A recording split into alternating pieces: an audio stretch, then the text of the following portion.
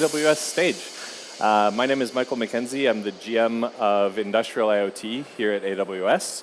And I'll be presenting today along with my partner, Ralph Wagner from Siemens, from Insights Hub specifically, our SVP of Insights Hub. Today we're going to talk a little bit about just unlocking that operational excellence using some of the integration work that we've been doing together over the last number of months. So we'll jump right in.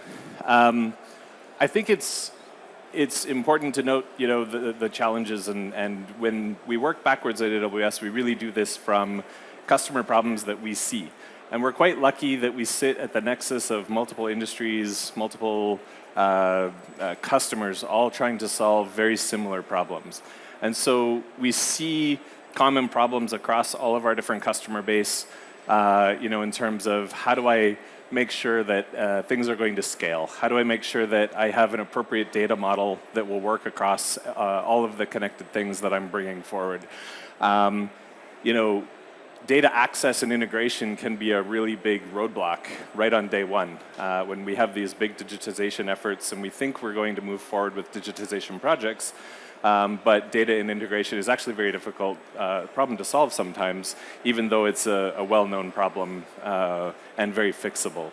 Another thing that often stops digitization programs in their tracks is just understanding how are we going to design security from day one and make sure that the entire operation is secure as we start to move forward with digitization. But the good news is the data shows that digital transformation leaders really are making a massive impact. Digitizing the manufacturing process, the industrial process, has tremendous benefits. Everything from saving more on fuel, saving more on water, saving emissions, being more regulatory compliant, also saving on operational efficiency, creating more operational availability, things like this. The data is in and it is a big impact. So having a proper digitization strategy is really core and key to any manufacturing operation. And at the heart of this, what we find with our customers is making sure that there's a modern data architecture that supports all of this. Otherwise, we end up reproducing siloed data issues again in the cloud, and making sure that we have this modern data architecture really allows us to move these initiatives forward very quickly, very effectively, and cost effectively as well. So at AWS, we have a particular approach to digital transformation. And as you walk around our booth here, you'll see that we do much of this with our partners. In fact, we really think of ourselves as just being able to provide that scalable backbone, that modern data architecture. This is where we bring value, understanding how to cost effectively move machine data from the edge up to the cloud, and making sure that that's an effective data strategy going forward for all the different programs that might come after. Everything from sustainability to operational efficiency, operational ability programs, things like that.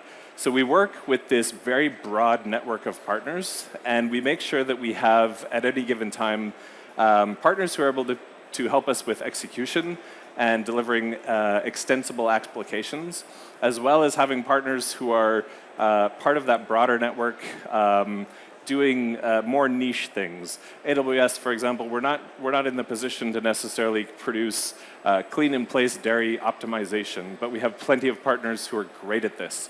So we provide this backbone, we provide this industrial data fabric for our partners and for our own services to interact in a seamless way and to give the best possible outcomes to our customers. And this is really all based on this industrial transformation framework. Everything from how do we solve the first inch problem of getting data off machines, doing that effectively, doing that securely, and doing that similar to what Belden was just up here talking about with equipment and machines that are 40 years old. So we have to think about how are we getting data, how are we censoring those, all the way up to brand new greenfield machines that might have more native connectivity. How do we make sure that we're not punishing our network when we're gathering all of that data?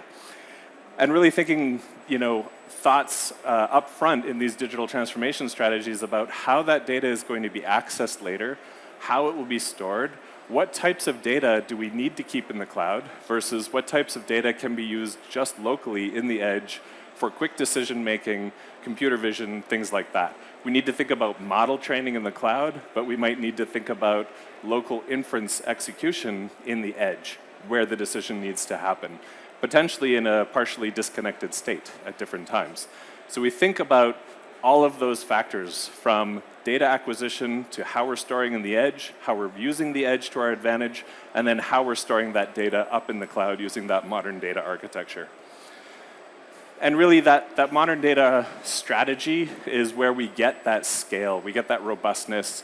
It helps us to have this best-in-class price performance when we think about, what does real-time data really need to be in different dimensions of data. Some data needs to be true real-time, alarms, alerts, things like that. Some data can roll up to a minute interval. If we take, for example, energy data, energy management data, if we're looking at shadow billing our utility, they're only looking at 15-minute data, so perhaps we can also aggregate to that 15-minute, and now we're only transmitting data 96 times a day in 15-minute intervals rather than thousands of times a day with real-time data. So we think lots of thoughts about how are we going to move that data in the most cost-effective way and make sure that's up and exposed and ready for that usage, along with our partners. And to do that, we have a fundamental set of services that are really foundational. Things like IoT Core that help us move data from individual pieces of equipment or individual assets, perhaps microgrid or oil and gas pipeline sensors that are far apart. We can use technologies like LoRaWAN. We can use technologies like IoT Core to move that data cost effectively and very efficiently for those. When we get to manufacturing sites or refineries or places where there is a bigger data concentration, we can use some of the more purpose-built services that we've also provided, things like Sitewise Edge and Sitewise, that can help us to take that real-time manufacturing data from all the different parts and all the different machines and all the different sensors around the plant and use concentrators and use edge strategies to pre-aggregate dimensions, run inference in the edge, things like that. And then use that data to, again, train models, use AI and machine learning, have access to things like digital twin in the cloud so that we can produce great visualizations and help our workers, our operators, have that real connected worker feeling when they have to interact with the site data. So having this up in the cloud and being able to take advantage of some of these things really gives us great access to things like generative AI, machine learning, digital twins. But we also then need to have those specialized applications. And this is really where our partners come into play. One of our early attempts at this was IoT Sitewise, where we've taken a really thoughtful approach about how do we move data efficiently and cost effectively up to the cloud. Most of this is going to be operational data. And it sits underneath the hood of many of our partner applications where this value can then be delivered back to the users and to the operations people. And one very special partner that we've been working with for the last, 2 years, I think, since we met here at Hannover 2 years ago, is Siemens. Siemens has worked with us for a number of years now and have many of the AWS services underneath the hood to help them move that data very efficiently, very effectively.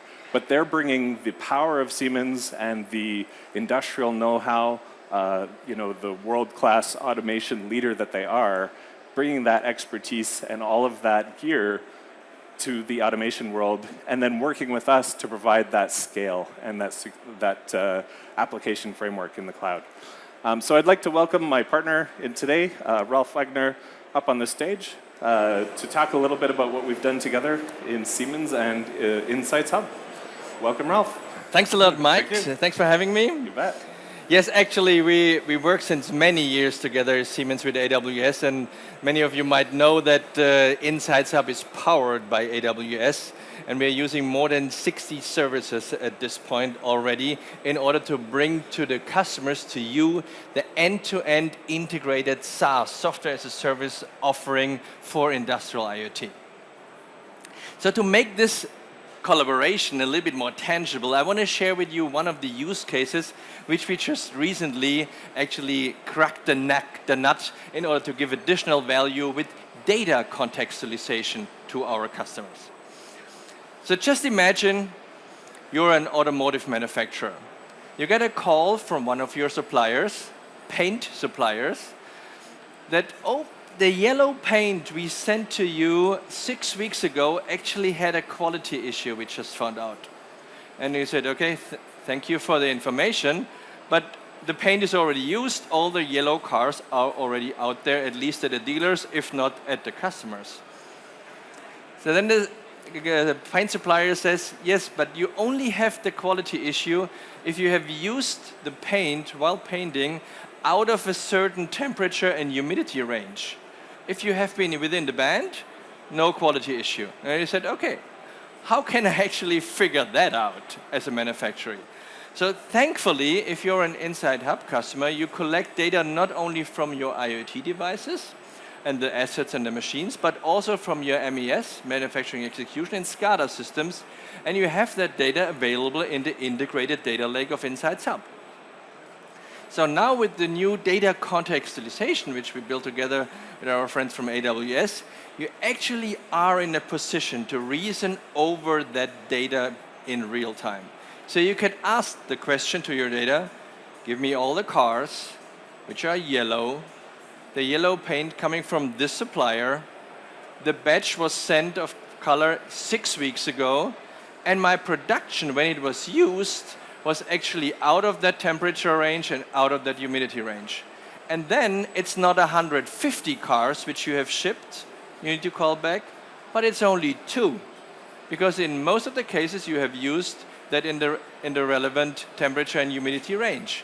So you only need to call back 2 cars because you have that reasoning and contextualization from data out of your assets, out of your production process, as well as out of your MES, where supplier material, order material, and shifts and so on are actually stored, and contextualize this data. So this is something which we built together with AWS, adding more services which we are using from the underlying infrastructure. We call that in Insights Hub data contextualization, built on IoT services, on TwinMaker services, and the like. And we have been working very hard with your team and my team, Mike, in the last 12 months to pull this off. And you see this here at the booth. We have little videos to demonstrate how this actually looks like. You see it here at the AWS booth. You see it at the Siemens booth, and the wide range of additional use cases which we have. So what we also are working on, what we want to share with you today, is that we will make Insights Hub an AWS Industrial Data Fabric solution. So for those of you who want to use all the power of the Insights Hub solutions out of the box as SaaS, but want to integrate this into your existing AWS cloud infrastructure, or want to build a modern industry architecture in the cloud, we will make Insights Hub part of the AWS IDF solutions going forward. So stay tuned, more on that coming soon. So that's the announcement of today, but you can actually start already, and we have many customers, thousands of customers around the world using our SaaS offerings already, whether it's sustainability and energy management and energy optimizations out of the box, customers who have hundreds of plants connected to Insights Hub, managing their sustainability goals and optimizing energy consumption.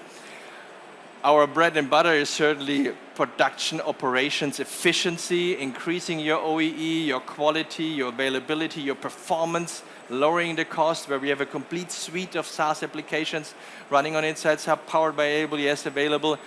And last but not least, optimize your operations with the closed-loop digital twin.